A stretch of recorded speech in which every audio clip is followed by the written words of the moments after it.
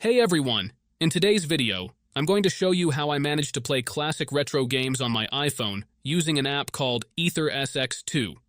Now, you might have heard about this app before and thought it's only for Android. But guess what? I'm going to show you how to get it on any iPhone. And yes, it works on Android too. Just take a look at my phone and you'll see it running smoothly.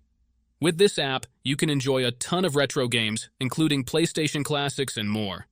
If you want to get this app on your device, stick around. I'll guide you through the whole process step by step. It's super easy, and you won't need any special skills. Alright, if you're ready, let's jump into the tutorial and get started. Before you can use this method, there are some settings you need to change. These settings apply only for iOS devices.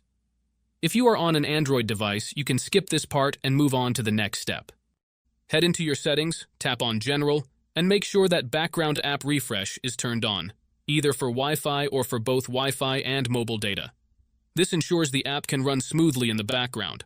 Next, swing by your battery settings and switch off low power mode. This feature can slow down your device, which we definitely don't want happening. With these two settings tweaked, you're all ready to move on to the next step. What you need to do next is open up your internet browser, in my case it's Safari, and go to the website called pluginelite.com.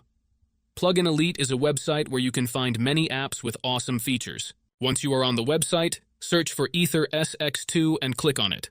To get started, simply click the download button and give it a moment to install.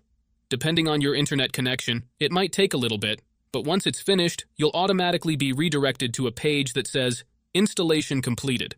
At that point, the app will pop up on your home screen, and you're good to go. Now, if it's your first time using the site, there are a couple of extra steps to complete, but don't worry, it's super simple. You'll be directed to a website with a video tutorial that walks you through everything step by step.